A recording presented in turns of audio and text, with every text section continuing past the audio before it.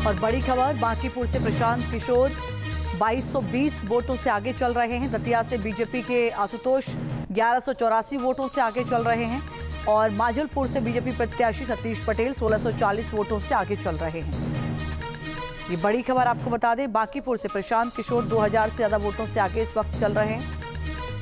प्रशांत किशोर पहली बार चुनाव लड़ रहे हैं। ये उपचुनाव जो हो रहा है बांकीपुर सीट पर, इससे उन्होंने अपनी किस्मत आजमाई है। वोटों की गिनती सुबह 8 बजे से शुरू हो गई है। और बड़ी खबर, बांकीपुर से प्रशांत किशोर 2220 वोटों से आगे चल रहे हैं। दतिया से बीजेपी के आशुतोष 1184 वोटों से आगे चल रहे हैं और माजलपुर से बीजेपी प्रत्याशी सतीश पटेल 1640 वोटों से आगे चल रहे हैं। ये बड़ी खबर आपको बता दें, बांकीपुर से प्रशांत किशोर 2000 से ज्यादा वोटों से आगे इस वक्त चल रहे हैं। प्रशांत किशोर पहली बार चुनाव लड़ रहे हैं। ये उपचुनाव जो हो रहा है बांकीपुर सीट पर, इससे उन्होंने अपनी किस्मत आजमाई है। वोटों की गिनती सुबह 8 बजे से शुरू हो गई है। 3 राज्यों की 3 विधानसभा सीटों पर हुए उपचुनाव की मतगणना सुबह 8 बजे से शुरू होगी। मतगणना इनमें 2 सीटें बेहद महत्वपूर्ण हैं, बिहार की बांकीपुर और मध्य प्रदेश की दतिया विधानसभा सीट के उपचुनाव में बीजेपी के आशुतोष तिवारी, कांग्रेस के घनश्याम सिंह मैदान में हैं। यहां बीजेपी के वरिष्ठ नेता और प्रदेश के पूर्व गृह मंत्री नरोत्तम मिश्रा की साख दांव पर है। पार्टी ने नरोत्तम मिश्रा की जगह आशुतोष तिवारी को मैदान में उतारा है। काफी विरोध के बाद नरोत्तम मिश्रा आशुतोष तिवारी को जितवाने के लिए मान गए थे। वहीं बांकीपुर सीट पर नितिन नवीन के इस्तीफे के बाद उपचुनाव हुआ है। इस सीट पर महज 34.31% मतदान हुआ।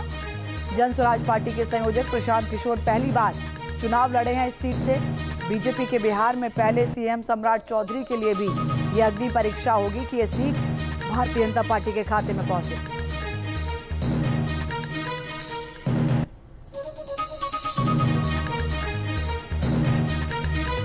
हमारे 2 सहयोगी इस वक्त हमारे साथ जुड़े हैं।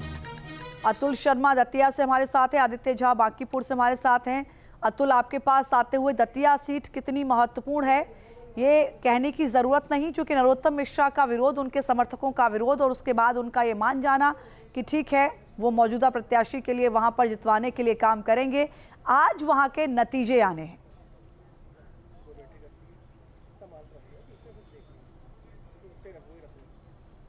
देखिए, बिल्कुल लक्ष्मी, हर हाल में दतिया उपचुनाव को काफी महत्वपूर्ण माना जा रहा है, क्योंकि मध्य प्रदेश में दतिया उपचुनाव का परिणाम ही राजनीतिक दलों की दशा और दिशा तय करेगा। देखिए, लगभग 71% से ज्यादा मतदान हुआ था, जिसमें आज मतगणना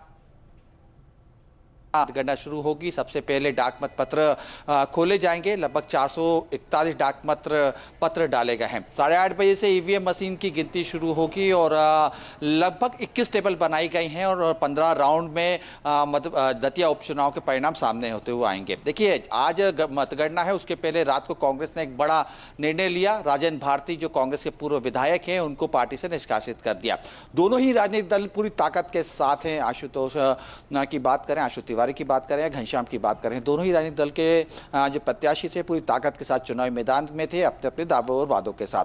देखिए, इस समय मतगणना स्थल पे ही हूँ। लगभग 500 से ज्यादा सुरक्षा कर्मी यहाँ पे तैनात किए गए हैं। इसके अलावा सीसीटीवी कैमरे के माध्यम से भी यहाँ पे निगरानी होगी। लगभग 21 टेबल यहाँ पे बनाई गई हैं। प्रत्येक टेबल के ऊपर 3 कर्मचारी तैनात किए गए हैं, जो हर घंटे में उस टेबल का परिणाम बताते हुए दिखाई देंगे। चूंकि लगभग माना जा रहा है कि 15 राउंड है और लगभग दोपहर 12 से 1 के बीच में तस्वीर हल्की साफ होती हुई दिखाई देगी कि आखिर दतिया की जनता ने, यानी कि लोकतंत्र के राजा ने आखिर किसको चाहा और किसके ऊपर वोटिंग करी। इन तमाम बातें जो है लगभग 12 से 1 के बीच में स्पष्ट होते हुए दिखाई देंगी। क्योंकि दतिया का मामला था हाई प्रोफाइल सीट माना जाता है, क्योंकि जिस तरीके से आपने देखा था कि नरोत्तम मिश्रा का जो विरोध था वो न केवल मध्य प्रदेश बल्कि दिल्ली तक इसकी गूंज सुनाई दी थी। उसके बाद से ये माना जा रहा था कि भीतरघात की स्थिति बनती हुई दिखाई देगी। लेकिन बीजेपी से प्रवक्ता राहुल आनंद हमारे साथ जुड़े हुए हैं। तो राहुल आनंद जी, सबसे पहले आपके पास आऊंगी।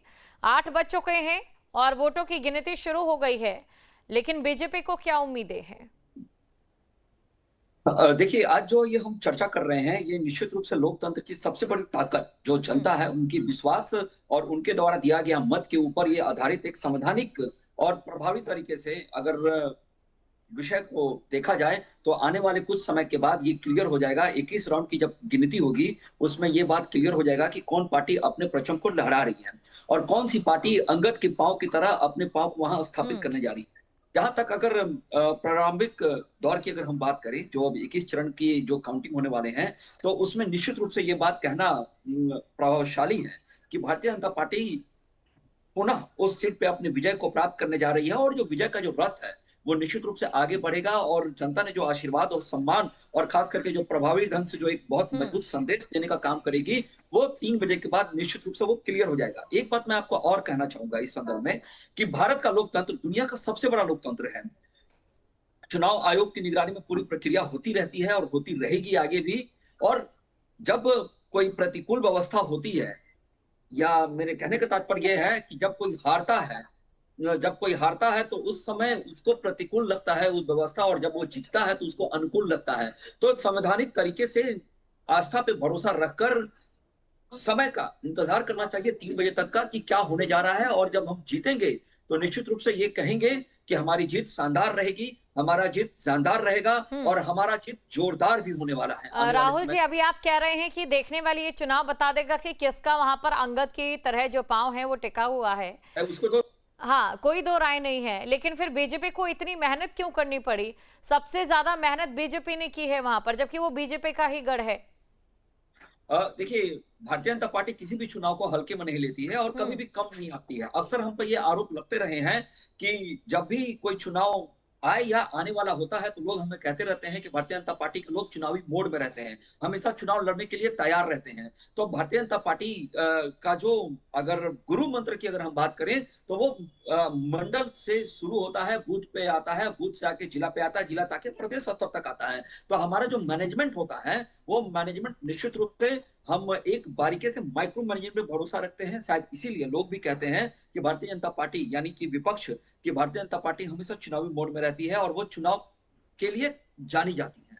मार्जिन जो रहा था इससे पहले 2025 की बात करें, मार्जिन उतना लग रहा है या बढ़ेगा? इतनी मेहनत की है, बढ़ना तो चाहिए। देखिए, अगर तार्किक रूप से अगर बात की जाए तो जो वोट प्रतिशत है वो निश्चित रूप से कम हुए हैं पहले की तुलना में। लगभग पहले की तुलना में देखा जाए तो 43% के आसपास का वो दृश्य रहा था, वो नंबर रहा था, लेकिन इस बार थोड़े कम हुए हैं। लेकिन फिर भी उपचुनाव में जो चीजें देखने को मिली है और जो नजर सामने आने वाला है वो भारतीय जनता पार्टी के पक्ष में ही आने वाला है। कई बार ऐसा होता है कि लोग चुनाव के दरमियान आते हैं, जब विधानसभा की चुनाव होता है तो, और आते हैं और सरकार को चुनकर फिर चले जाते हैं और उसके बाद बहुत सारे लोग बाहर रहते हैं तो आना जाना उतना इंटरेस्ट नहीं लेते हैं। लेकिन फिर भी हम इस चीज के लिए चिंतित हैं और ये आत्ममंथन का विषय है कि हमारी जो जनता है उनमें एक अलख जो जगाने का काम किसी सरकार ने या किसी पार्टी ने किया है तो भारतीय जनता पार्टी ने ही किया है। हाँ। तभी जाकर ये वोट प्रतिशत इतने बढ़े भी है और सामान्यजनक स्थिति में आए हैं। कुछ देर बाद अभी बैलेट पेपरों की गिनती शुरू होने जा रही है, यानी कि जैसे जैसे रुझान आएंगे, नतीजे आएंगे, आपको पूरी उम्मीद है कि जो बीजेपी का गढ़ कहा जाता है बांकीपुर को, वो गढ़ वैसे ही बना रहेगा, उसे कोई हिला नहीं पाएगा। लेकिन इसका जवाब देंगी सारिका पासवान जी, आरजेडी से प्रवक्ता हमारे साथ जुड़ चुके हैं। सारिका जी, बीजेपी तो पूरे तरीके से मुतमईन है, लेकिन प्रशांत किशोर की एंट्री और कई ऐसे मुद्दे, क्या लगता है आपको इस बार बांकीपुर उपचुनाव कोई नया सूरज दिखाएगा या फिर हमेशा की तरह आरजेडी ऐसे ही सूखे में रह जाएगी? देखिए, भारतीय जनता पार्टी तो मुतमईन हर जगह होती है क्योंकि उनको सिर्फ और सिर्फ एक ही उनका उद्देश्य होता है, किसी भी तरीके से सीट को जीत लेना है, बाकी जनता भाड़ में जाए। 40 सालों से जिस बांकीपुर की विधानसभा को ये कहते थे कि भाजपा का गढ़ है, भाजपा का किला है, और इस बार लोगों ने इनको नकारा है क्योंकि उस किला और गढ़ के नीचे हमने नलियों को बहते देखा है, गंदी नालाएं बह रही हैं, सड़क नहीं है, कोई सुविधाएं नहीं है वहां पे। तो 40 साल में इन्होंने गढ़ का जो स्थिति किया है, यही कारण है कि पिछले विधानसभा के बनस्पत इस बार बाई इलेक्शन में पोलिंग जो है वो बहुत ही कम हुई है। और वो कम इसलिए हुई है क्योंकि लोगों ने भाजपा को नकारा है। लोग वोट देने तक नहीं गए हैं वो लोग जिन्होंने पिछले बार भाजपा को वोट दिया है। देखिए, कुछ ही क्षणों में तो काउंटिंग शुरू हो जाएगी, चीजें सामने आ जाएंगी। हमारे विपक्षियों को सिर्फ एक ही चिंता होती है कि तेजस्वी जी क्यों नहीं है यहाँ, कहाँ चले गए, वो सत्ता में बैठेंगे ये लॉ एंड ऑर्डर इनके कारण बिगड़ी हुई है, बिहार का विकास जो है इनके कारण सबसे पीछे है, फिर भी इनको पूरी का पूरी चिंता जो है इस बात से इनको सताते रहते हैं कि तेजस्वी जी कहाँ चले गए। तो मैं तो कहती हूँ अगर आपसे सत्ता नहीं संभाली जाती है तो जिनको आप बार बार याद करते हैं उनके हाथों में सत्ता दे दीजिए ना। क्यों आप मशीनरी तंत्र का दुरुपयोग करके हर बार आप छल कपट करके सत्ता में काबिज हो जाते हैं और आपका एकमात्र उद्देश्य होता है भ्रष्टाचार करना, पैसे की उगाही करना, गुंडागर्दी को बढ़ावा देना, भ्रष्टाचार को बढ़ावा देना। तो ये सब चीजें करके भारतीय जनता पार्टी ने अच्छा खासा लंबा समय जो है सत्ता में व्यतीत किए हैं और आज पूरे देश भर में जिस तरीके से भारतीय जनता पार्टी को लोग नकार रहे हैं, अरे आज तो बच्चे भी जो जेन अल्फा बच्चे भी है ना वो भी भाजपा को नकार रही है। आने वाली जनरेशन जो है उनके दिलों या उनके दिमाग में कहीं भी भारतीय जनता पार्टी नहीं है। सारिका जी देखिए, एक सवाल विपक्ष की ओर से हर जगह उठाया जाता है, बिहार की बात कर लूं या कहीं किसी दूसरे राज्य की बात करूं, विपक्ष हमेशा ये कहता है कि विपक्ष जो है बीजेपी है वो मशीनरियों का दुरुपयोग करती है और जीत जाती है।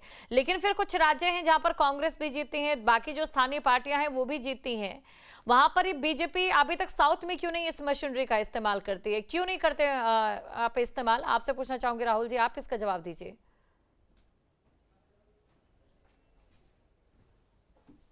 मुझसे सवाल पूछा गया। राहुल जी से पूछ रही हूँ, उन मशीनरियों का इस्तेमाल बाकी राज्यों में क्यों नहीं किया जाता है? और ये जो आरोप विपक्ष बार बार लगाता है मशीनरियों का दुरुपयोग, क्या है ये?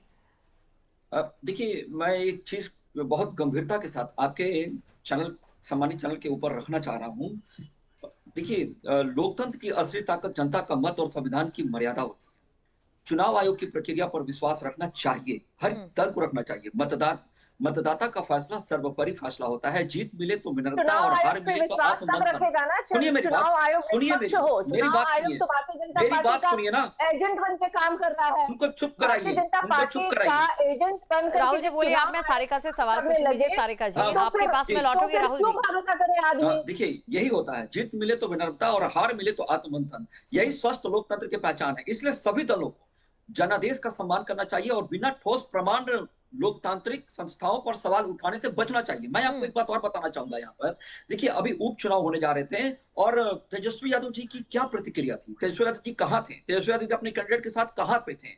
देखिए, वो 2 दिन पहले आए और अपने लोगों को वो सोचते हैं कि हमारा जो पारंपरिक जो वोट बैंक है वो हमको वोट देगा, वो हमारे गुलाम है, ऐसा उनका सोच है। लेकिन लोकतंत्र में जनता जानती है कि किसको कब कहां और कैसे चुप कराना है। मैं एक बात और बताना चाहूंगा, इनकी गंभीरता पे सवाल उठते हैं, शायद इसीलिए विपक्ष आज ठगा महसूस करता है और जनता को कटघरे में खड़ा करता है। जब 2025 में जब सरकार नवनिर्वाचित बनकर आई थी और जब सदन में प्रतिपक्ष नेता की जवाबदेही तय करनी थी तो उस समय ये फिर यूरोप चले गए थे। ये ऐसे तमाम चीजें आते हैं और ये डिफेंड करने के लिए ऐसे तमाम उनके प्रवक्ता आते हैं सबके सामने और कहते हैं कि भारतीय जनता पार्टी मशीनरी का इस्तेमाल करती है। तो भारतीय जनता पार्टी अगर मशीनरी का इस्तेमाल करती है तो फिर उसको 240 सीट क्यों आते हैं लोकसभा में, जिसके लिए भारतीय जनता पार्टी दमखम लगा दिया गया था। गठबंधन की राजनीति करते हैं, गठबंधन के साथ चलते हैं, गठबंधन का सम्मान करते हैं और जनता को मालिक मानते हैं, तभी जाकर जनता हमें नंबर देती है। ये जो नाराजगी करने की और जेन अल्फा की जो बातें की जा रही है और जेन जेड की जो बातें की जा रही है, तो महागठबंधन के लोगों का चाल चरित्र चेहरा किसी से छुपा नहीं है। मैं बांग्लादेश का एक चलिए आपके पास में लौटूंगी। कर्नल पीके चौधरी हमारे साथ जुड़ चुके हैं, रिटायर्ड कर्नल है पीके चौधरी जी, जेएसपी से प्रवक्ता है।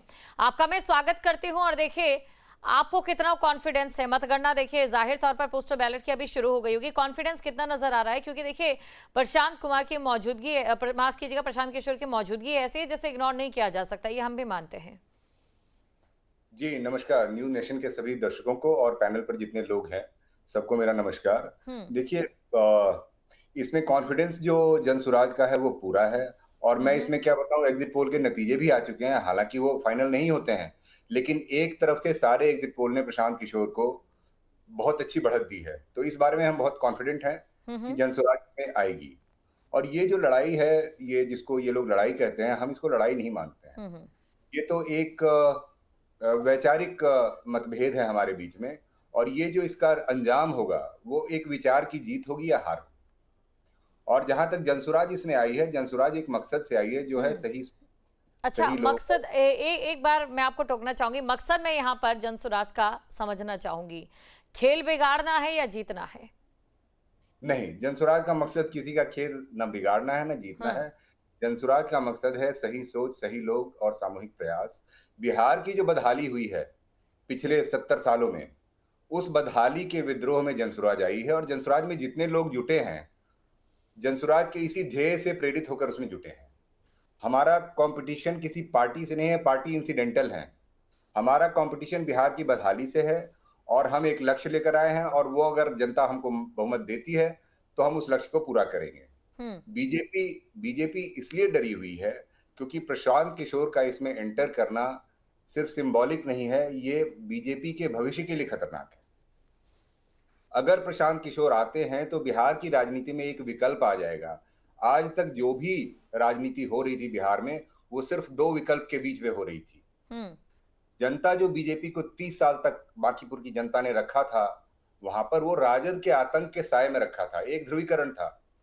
अब चूंकि प्रशांत किशोर यहां पर आ गए हैं, बीजेपी को खतरा प्रशांत किशोर से है, और जो सेना इन्होंने लगाई, 202 एमएलए, 40 मिनिस्टर, 40 सांसद, नितिन नवीन खुद, ये दिखाता है कि प्रशांत किशोर से कितने ये परेशान हैं, कितने ये घबराए हुए हैं। तो हमारा ये मानना है कि इस बार बांकीपुर की जनता हमको लाएगी, और हमारा जो प्रतिनिधित्व होगा प्रशांत किशोर के माध्यम से, वो सदन के लिए भी ऐतिहासिक होगा। आप इस बात को सोचिए कि प्रशांत किशोर और सम्राट चौधरी आमने सामने होंगे। सम्राट चौधरी बिहार के चॉइस नहीं थे।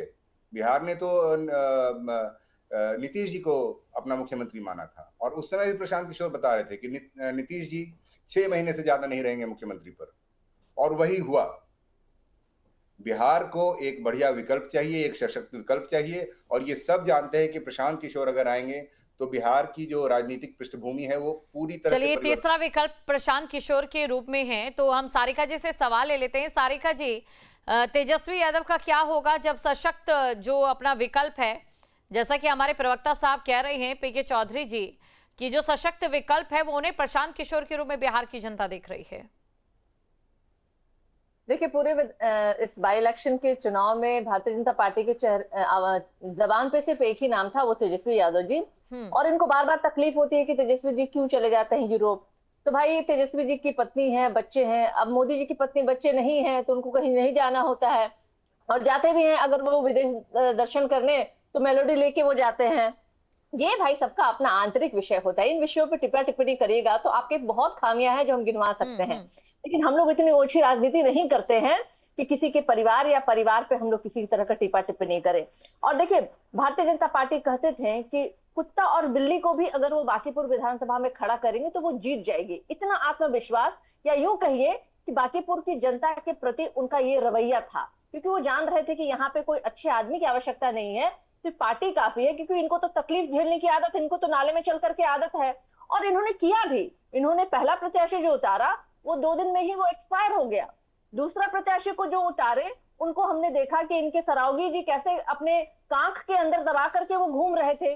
तो देखिए, बांकीपुर की जनता जान रही है कि ये इस बार जीतने वाले नहीं है। और भारतीय सारिका जी, जब बांकीपुर की जनता ये सब जान रही है, ये समझ रही है, तो आरजेडी का सूखा वहां से खत्म क्यों नहीं हो पा रहा है?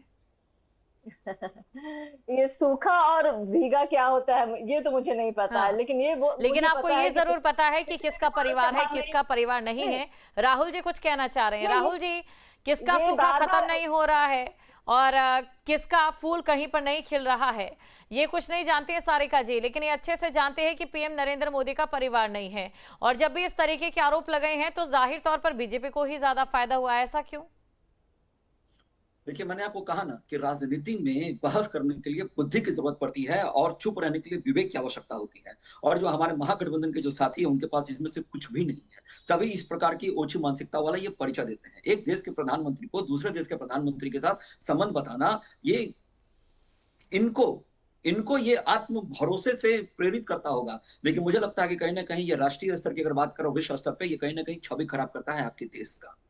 अब बात करते हैं कि मेलोडी खिलाइएगा तो छवि तो बिहार के अंदर, जहां बात भी देखिए बिहार के अंदर की अगर हम बात करें, सुनिए मेरी बात, तो भाई मेरी बात सुनिए, मेरी बात सुनिए, मेरी बात सुनिए ना। यही होता है जब बहस होती है, तार्किक लोगों से बहस होगी ना तो लोग समझेंगे बातों को। जब तार्किक व्यवहार होगा तो आपके जैसे प्रवक्ता आकर निश्चित रूप से यहाँ पर नाला से गंदगी फैलाने का काम करेंगे। पार्टी में लोग चरित्रहीन होते हैं और भ्रष्टाचारी होने चाहिए। आप पे कम से कम 10-20 करोड़ रुपए का आपके ऊपर भ्रष्टाचार का आरोप होना चाहिए। ये भारतीय जनता पार्टी की अच्छा, सबसे बड़ी खासियत होनी सारिका जी चाहिए। एक सवाल मैं तो पूछना मुझे चाहूंगी। नहीं- अभी जब मतदान हो रहा था उससे पहले हमने देखा कि युवाओं का गुस्सा था, स्टूडेंट्स का प्रोटेस्ट भी था, उसका असर पड़ेगा क्या बांकीपुर में? बिल्कुल पूरे देश में पड़ेगा। ये तो बिल्कुल, इसमें कोई संदेह का विषय नहीं है, क्योंकि आखिर वो बच्चे हमारे भविष्य हैं। अब देखिए, ये प्रोटेस्ट ऐसा था जहां भारतीय जनता पार्टी के नेताओं के बच्चे भी शामिल हुए थे उस प्रोटेस्ट में। ये प्रोटेस्ट किसी पार्टी का प्रोटेस्ट नहीं था। ये मुद्दा जो था किसी पार्टी का मुद्दा नहीं था। जो बच्चे सालों साल मेहनत करते हैं और प्रश्न पत्र लीक हो जाता है, ये तो सरकार का फेलियर था। सरकार के फेलियर के खिलाफ वो बच्चे जो है सड़क पे उतरे थे। तो निश्चित रूप से इसका बहुत बड़ा खामियाजा आने वाले समय में भारतीय जनता पार्टी को उठानी पड़ेगी, इसमें कोई संदेह कहीं भी नहीं है। और ये सरकार बैकफुट पे आई है, उन्होंने माना। धर्मेंद्र प्रधान का इस्तीफा ने यह साबित किया है कि भारतीय जनता पार्टी ऊपर से नीचे तक भ्रष्टाचार में लिप्त है। अलग बात है कि भारतीय जनता पार्टी पीके जी मैं आपके पास आऊंगी, लेकिन राहुल जी से मैं एक छोटी सी प्रतिक्रिया ले लेती हूं। राहुल जी, जब केंद्र के मुद्दों को या फिर राष्ट्र के मुद्दों को बिहार के विधानसभा चुनाव या बाकी विधानसभा चुनावों में उठाया जाता है, तो केंद्र में जिसका फर्क पड़ा, जिसका असर पड़ा, क्या वो उससे अछूता रह पाएगा बांकीपुर? देखिए, एक संदर्भ और याद दिला देना चाहिए मुझे कि अभी झारखंड में भी एक पेपर लीक हुआ है। वहां पे भी हजारों बच्चे और लाखों बच्चे वहां पे धरना पे बैठे हैं। कब जागेगी वहां की राज्य सरकार? कब वहां पे आंदोलन होगा? कब वहां पे ये तेलचट्टा पार्टी वाले लोग पहुंचेंगे? तो ऐसे तमाम चीज हैं जो एक राजनीतिक विषय बनकर रह गया है, जो आज बिहार में या फिर केंद्र में दिखाने का प्रयास किया गया है। अब बात कर लेते हैं कि तार्किक रूप से चीजों को, अगर आपके पास बहस करने के लिए अगर तार्किक शब्द नहीं होते हैं तो निश्चित रूप से नाली से पानी बहने लगता है, और ये दिखता है महागठबंधन के लोगों में। हम बात नाली से आपके नाली से तो ईंधन मोदी जी बनाने में एक्सपर्ट हैं। नाली में फले हैं मोदी जी, सुनिए मेरी बात, सुनिए मेरी बात। नाली से ईंधन निकाल के चाय बनाया करते थे। पानी ओवरफ्लो हो गया, नाली से फिर पानी ओवरफ्लो हो गया, नाले से फिर पानी ओवरफ्लो हो गया, नाले से फिर पानी ओवरफ्लो हो गया। अरे रुकिए भैया, उसको रोकिए। अरे नाली में तो पैदाइश है भारतीय जनता पार्टी की। बिल्कुल, नाले में कीचड़ में पैदाइश है। मैं ये मानती हूँ कि जब भी हम बहस करें, चर्चा करें, तो कुछ शब्दों के चयन का जरूर ध्यान रखें। सारिका जी, वो बलात्कारी है, भ्रष्टाचारी है। मैं और ये बीजेपी से उम्मीद रखूंगी कि बीजेपी कुछ ना बोले और साथ ही विपक्ष की ओर से भी कुछ ऐसा ना बोला जाए। शब्दों का चयन जरा सोच समझ कर रहे। राहुल जी जी, मैं आपके चैनल पे पुनः इस बात को कहता हूं कि कुछ शब्द मैंने कड़वे बोले, क्योंकि जब राष्ट्रीय स्तर पे अगर किसी प्रधानमंत्री की छवि खराब करने की कोशिश की जाएगी तो निश्चित रूप से इस तरह के शब्द निकलेंगे। हम बात कर रहे थे बांकीपुर का, जो बांकीपुर के विषय पे हमको आप मेलोडी बांटी, हम बोले भी ना। अरे सुनिए तो सही, बांकीपुर की ही बात कर रहे हैं, बांकीपुर की ही बात कर रहे हैं। टेलीप्रॉम्प्टर पे आप बात करते हैं। पूरे राष्ट्र में, पूरे विश्व में तो भारत का नाम मोदी जी ने खराब किया है, एक मजाक बनाकर रख दिया है उन्होंने। जब ट्रम्प, चलिए कोई नहीं, वापस मैं आप दोनों के पास लौटूंगी। कर्नल पीके चौधरी जी हमारे साथ काफी समय से बने हुए हैं। पीके चौधरी जी, मेरा ये सवाल, आप कह रहे हैं कि अगर ये चुनाव जीता जाता है तो आप जनता का ये जनमत संग्रह इस प्रकार का मानेंगे कि स्वीकृति मिली है एक अच्छे विकल्प के रूप में, लेकिन अगर नहीं ये चुनाव जीता जाता है तो क्या हम ये समझे कि बांकीपुर की जनता ने कहीं ना कहीं उस विचारधारा को या फिर उस वैचारिक जो आप लोगों की नीति है उसे दरकिनार कर दिया है? एक बार इसका स्पष्ट कर दीजिए। जी नहीं, बिल्कुल नहीं, बिल्कुल नहीं। देखिए, पहली बात ये समझिए कि हार जो होती है ना, वो तब होती है जब जिसको कहा गया है वो हार गया है, वो हार मान ले। पहली बात तो ये समझ लीजिए। जब 2025 में जनसुराज आई थी तो बहुत कम वोट के साथ वो आई और लोगों ने समझा कि जनसुराज हार गई, लेकिन जनसुराज अपने उद्यम में, अपने प्रयास में लगातार लगी हुई है। ये देखिए, 3 साल 4 साल पुरानी पार्टी है, जिसके बैकग्राउंड में जो बाकी पार्टियां हैं वो 70 साल 60 साल की पार्टियां हैं। उनके पास संगठन की शक्ति है, अर्थ की शक्ति है, बाहुबली की शक्ति है, प्रशासन की शक्ति है। जनसुराज अपने दम खम पर 3 साल से आई है और अपना उसने वर्चस्व बना लिया है बिहार में। यहाँ पर लोग जानने लगे हैं, लोग कहने लगे हैं कि जनसुराज हैज अराइव्ड। अब जो आप कह रहे हैं कि अगर जनसुराज नहीं जीती, हालांकि उसकी संभावना इस बार बिल्कुल नहीं है, सारे एग्जिट पोल नतीजे बता रहे हैं, लेकिन देखिए इसमें सारी जगह जनसुराज की जीत है, हर सिचुएशन में जनसुराज की जीत है। पहली बात है कि लोग कह रहे थे पिछले इलेक्शन में कि प्रशांत किशोर जी जो हैं वो इलेक्शन से खुद डर गए, इलेक्शन में नहीं आए।